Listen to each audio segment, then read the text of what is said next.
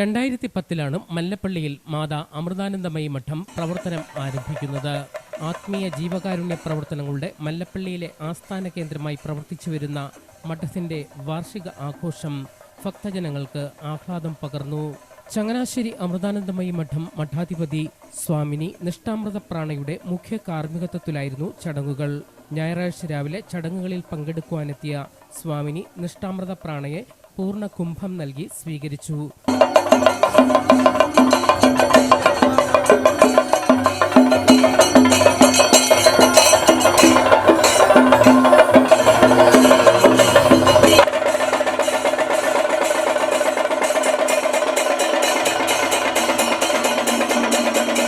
തുടർന്ന് നടന്ന വാർഷിക സമ്മേളനം സ്വാമിനി നിഷ്ഠാമൃതപ്രാണ ഭദ്രദീപം തെളിയിച്ചു.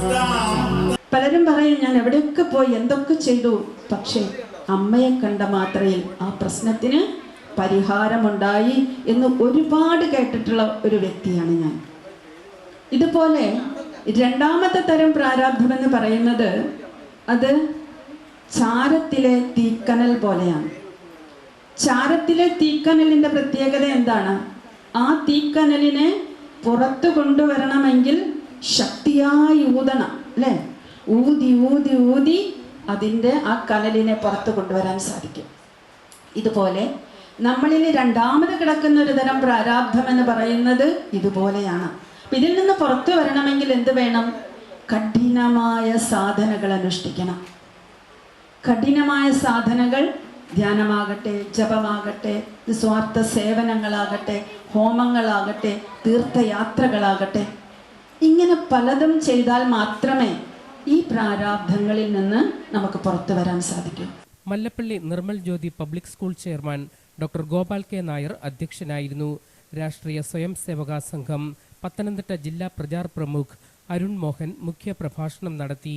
മല്ലപ്പള്ളി അമൃതാനന്ദമയി മഠം മഠാധിപതി സ്വാമിനി ഭാവാമൃതപ്രാണ അനുഗ്രഹ പ്രഭാഷണം നടത്തി.